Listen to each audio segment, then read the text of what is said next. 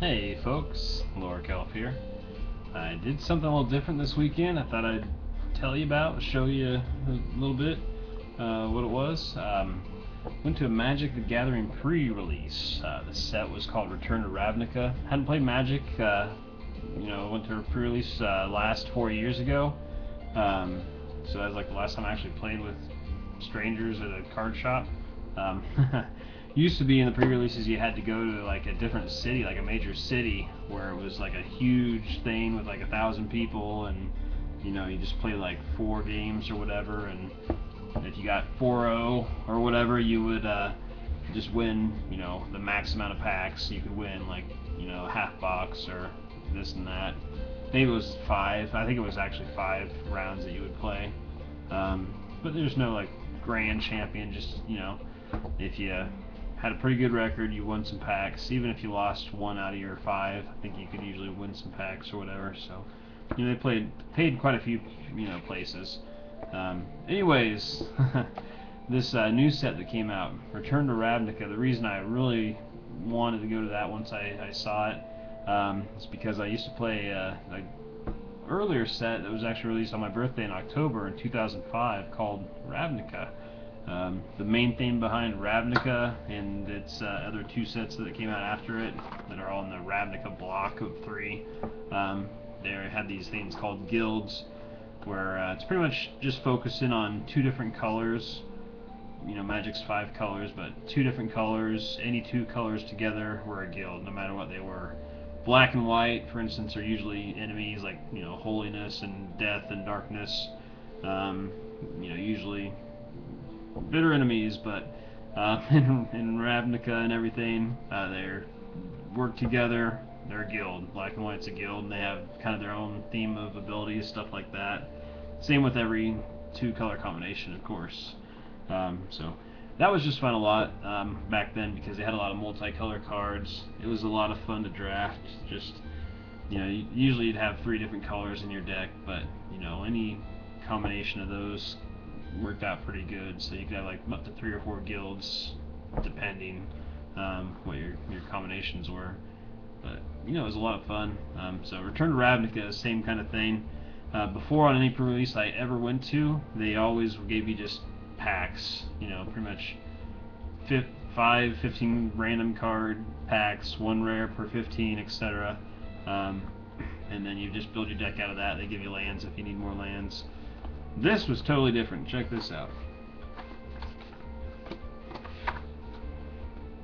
They give you a box. And before I even showed up, I saw they mentioned on their Facebook page, hey, we're closing registration down because we only got like 4 open or something, and I don't know, whatever it was. So I was like, called them up really quick, secured a spot, and I think they had 2 different guilds left at that time. Izzet, which is the one I got. This is blue and red. I think they might have had Rakdos, which is red and black. But anyways, got there, opened my stuff, made a deck. Thought it was decent. Won my first game. It's best 2 out of 3. Won my first game 2-0. I think 2-0. Next game I just got beat down. Then the third game we were each 1-1. And I think I ended up losing just because I wasn't drawing land. So I was 1-2 at the end of the third game, which just sucks. Because it's obviously you hope to win some prizes. But it was awesome playing the new cards. And if I didn't mention it, you had like 5 packs in here. You had a dice, which I think your guild symbol is on there. And you have this little card that's tells you about your league, the Izzet League, for this one. You might be able to see that if you paused it, but it's pretty stupid, just kind of funny. Like some goblin that's in this guild says, "Oh, we're blowing stuff up, but that's okay. We're getting more power, blow more crap up, and we don't care, but we're getting more power." So, just something weird about their plan on sucking power and making powerful stuff happen. I don't know. There's a goblin talking, so it doesn't make a whole lot of sense. So anyways, as far as what I got, You know, lots of pages online if you really actually want to look at the cards. The rare cards, you know, you get one of those in a pack, so those are usually kind of cool to look at. And I got a couple cool ones. Here are the ones that did not use in my deck. Can't even see his name probably from that camera. Niv Magus Elemental. He's a 1/2 for 1. A weird ability. You can play an instant or sorcery, which is like a spell. And if you have it don't work, like what we call counter it, pretty much. You put 2 +1/+1 counters on him. So you get this guy out early, then I guess you play some stupid cheap spell just to give him counters. Maybe you can reuse the spells somehow so it's double use. I don't know. Sure, there's gonna be some other cards that go good with him, but rest in peace. White card. When it enters the battlefield, exile all cards from all graveyards, which means remove them from the game. One of these, maybe 2, but at least one, mainly that I know of, deals with cards in the graveyard. It tries to get some cards in the graveyard so it can pull them out, use them for different things. So that's kind of like an anti-card for that guild.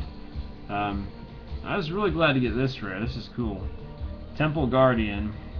Most Magic players heard of dual lands being really sought after. This is kind of like the newer version of the dual land. These lands were actually in the original Ravnica sets. Ravnica Guildpact and Dissension. Finally remember the other one's name. But yeah, Temple Guardian comes into play tapped, so you can't use it that turn unless you pay 2 life, which honestly a lot of people do. Just to have 1 mana 1 turn early. That's how much it comes down to it in these games. Pay 2 life just to get that color you need one early. Finally, last rare I did not use in my deck. It's actually a foil. Supreme Verdict. 2 whites, a blue, and then one of any color. Can't be countered. Destroy all creatures, yours and theirs. But you can build your deck around maximizing the benefit. But it's a foil, and that's really rare. There's, I think, on average 1 in a box, 1 foil in a box. It seems like maybe 2 sometimes, but what's weird is besides it being just such a powerful card for not too bad of a price, I think this is actually one of the first Friday Night Magic prizes they have, except they'll say like FNM or something on it. It's just released when they play Friday nights or whatever. So yeah, those are the 4 rares I got from this pre-release. As I said, I only went to 1 and 2, which sucked. Really bad record. Here's my deck. It's mainly blue and red with a little bit of white, but there's a card that was pretty cool for me. Is a 2/3, pay a blue, tap 2, draw 2 cards, pay a red, tap them. I'm sorry, pay a blue, tap and draw 2 cards, pay a red, tap them, discard a card, deal that card's mana cost, however much it is, to a creature. Yep.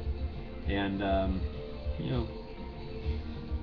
wasn't a bad deck. Had a couple cool guys, and it had a little bit of a way to stall or get rid of their creatures, kind of. 6/2, had some damage dealing cards. It just, I don't know. I guess it was the weakest guild, and I probably didn't get a whole lot that really helped boost it up. Some people are getting away with playing 2-color decks, which with my cards I couldn't do, and you really have to play the 2 colors in your guild because you get like, so much of your stuff's just geared towards it from the get-go. Let me show you the pre-release card. Can't believe I forgot that. This is like the powerful card that everybody gets. Foil card that's only for the pre-release. It was a Hypersonic Dragon, which is pretty cool that they have 5 different pre-release cards. Makes it harder for people to get each one for sure. It's a 4/4 for 5.